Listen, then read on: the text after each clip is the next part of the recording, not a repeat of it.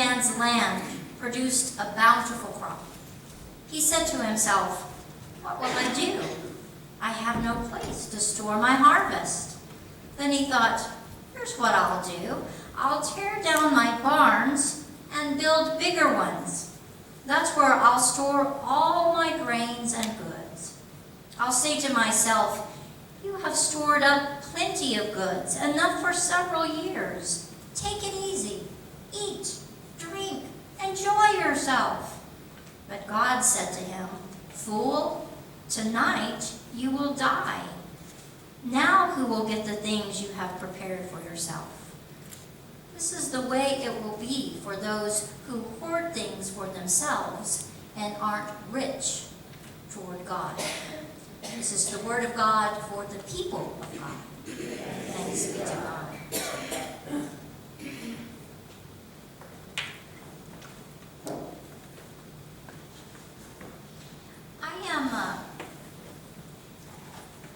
What would I say? I'm a bit of a word nerd. I like to look up the meaning of words, even when I know them. I like to get the full impact of the definition. So I looked up the word greed this week.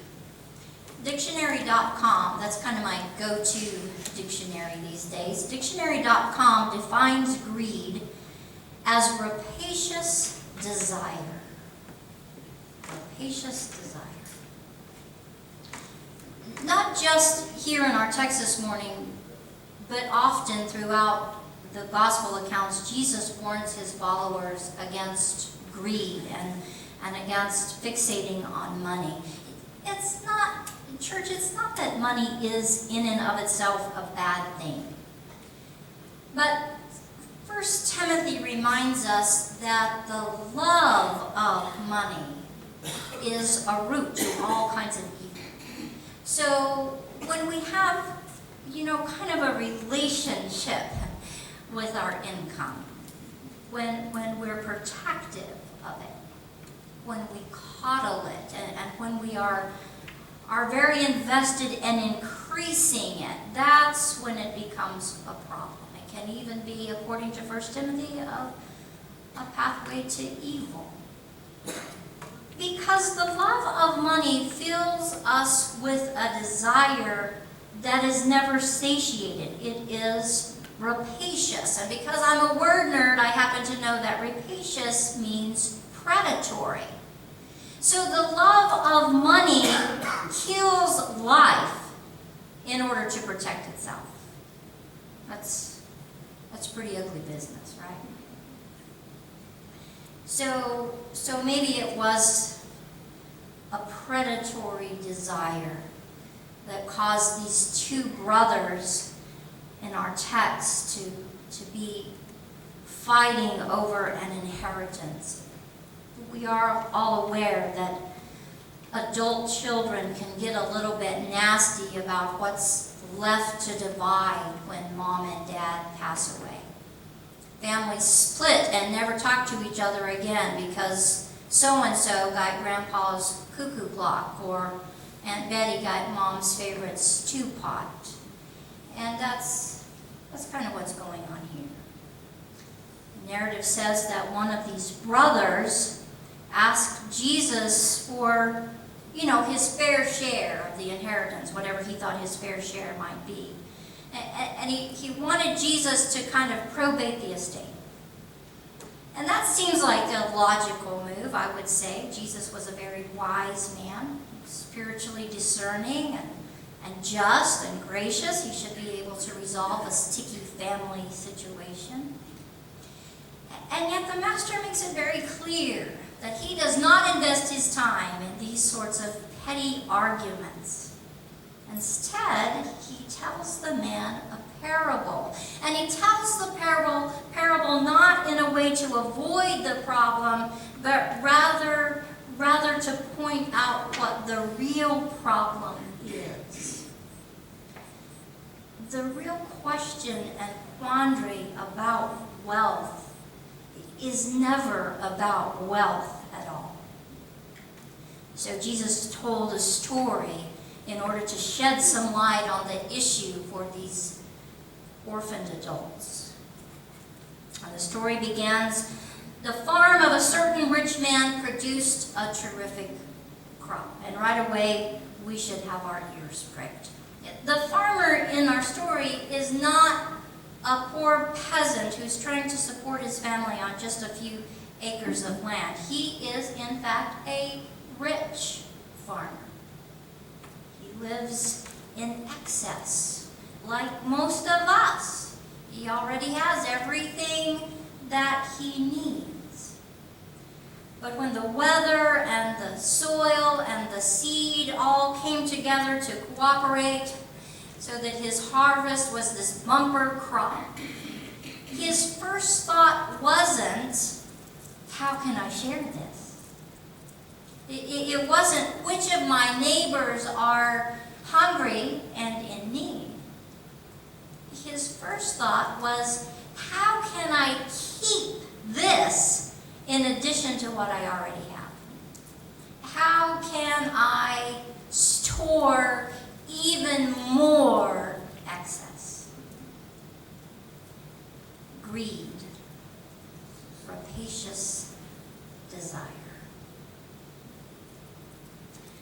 That wise King Solomon once wrote, the excess of the wealthy won't let them sleep. And surely he must have known, right? Because we have a rundown here of his excess. The text that I read from Ecclesiastes. I refrained from nothing that my eyes desired, Solomon confesses.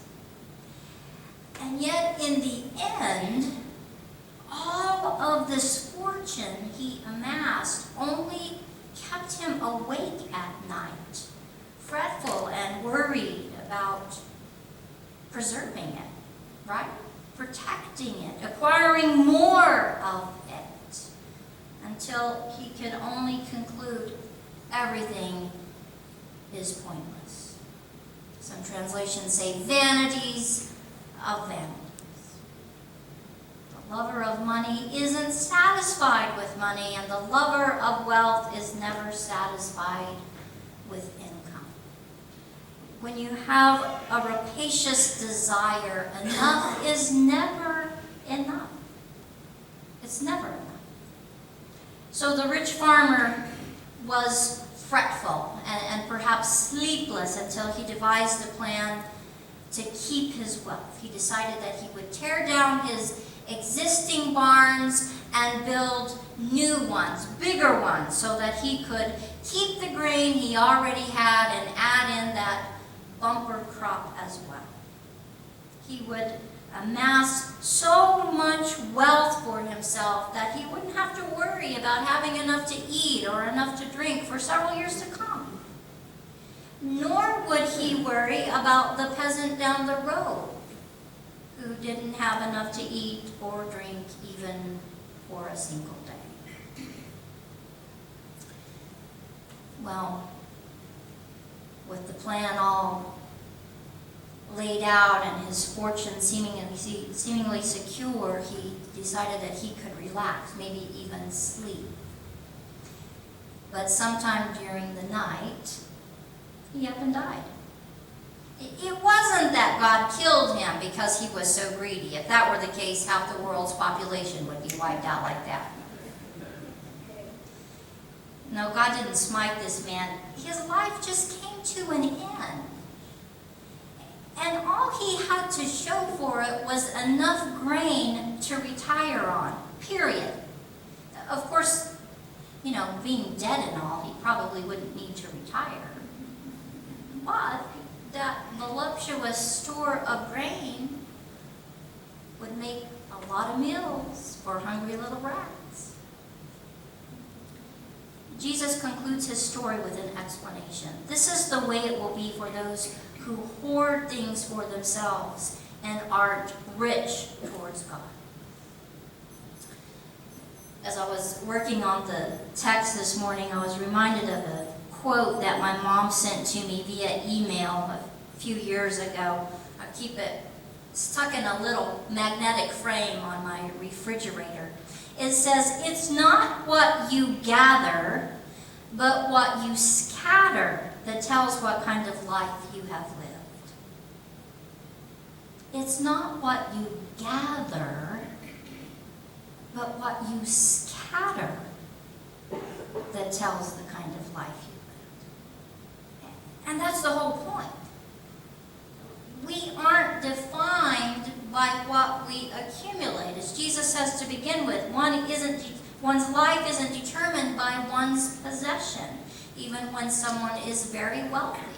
It's not what we have that defines us. It's not the bank account and the baubles and the trinkets and the toys we leave behind that sum up the quality of our life or the way that we've lived.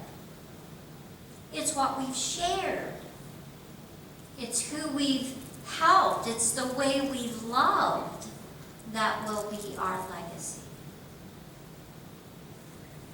I'm certain that if any of us found out today we were going to die tonight, we would not spend the afternoon increasing our stock portfolio.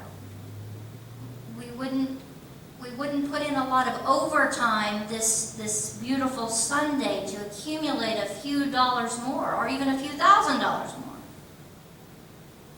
No, we would spend our remaining hours loving our people, seeking forgiveness from those that we've wronged, holding hands with our spouse, kissing our children, lavishing our parents with gratitude. These are the things of God.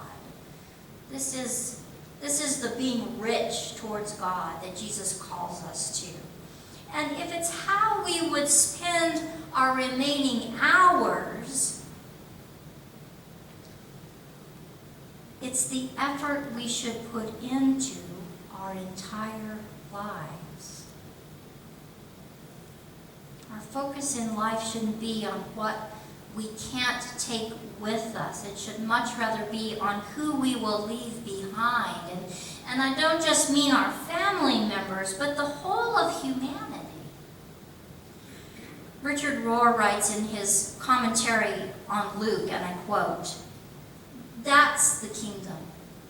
To live now what matters forever.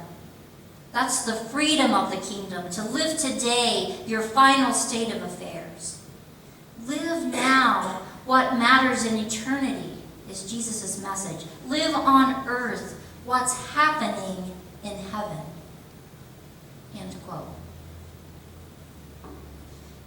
We don't live on earth what's happening in heaven because we are an anxiety-ridden people. I think we secure wealth for ourselves out of fear. We're greedy because we're afraid that there won't be enough and we'll somehow lose control, lose power, lose our freedom, lose our territory, lose ourselves. Wealth protects us, or so we think. We imagine that wealth provides the stability to maintain the world the way that we want the world to be maintained, and we worry that we won't be able to maintain it. But Rohr also says anxiety is the opposite of faith. Have you ever thought about that? The opposite of faith is anxiety. Fear and anxiety prohibit our ability to trust that God is enough to sustain us. Instead of resting and investing our richness in the divine, we choose anxiety. So we're driven towards greed, and we risk leaving behind a large barn full of grain and a whole world of hungry people. People starving to death, not just for food, but for love, for peace, for belonging, for the grace that we might have shared with them. You see, the the real quandary and question about wealth isn't about wealth at all. It's solely a matter of the heart. When our heart is with God, when we seek the fulfillment of God's kingdom within us, living now what matters in eternity, living on earth what's happening in heaven, like we talked about last week when we looked at the Lord's Prayer, remember? Living now what's happening in heaven. When our heart is rich with God, then our worry about money subsides, and we can focus on leaving a genuine inheritance, which is a legacy of love. Jesus says, in short, enough already. You already have enough. Stop worrying about sustaining your wealth and become intimately acquainted with the one who sustains your life. It's right there. I just have to breathe a sigh of relief. What a release it would be for us to fully rest in the assurance that God is enough for us. How secure and peaceful we would be if we could just allow that holy breath to breathe within us the knowledge that everything good, everything truly desirous is already ours in the divine presence of God.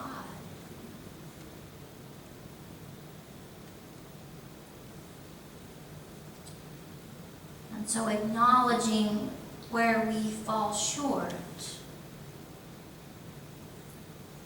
we strive to love with an open heart and an unencumbered purse. And these little steps we take bring us to the greater good as we pray for the Spirit of God to fill us and to heal us and to purify our intentions. We ask to be transformed yet again. Transformed into the image of our Creator, this one who opens wide the holy storehouse of heaven in order to lavish us and lavish us again with excessive grace. To be rich and excessive grace. By the power of the name that saves us. Amen and amen. Will you stand with me now as we respond to the word together and confess our belief?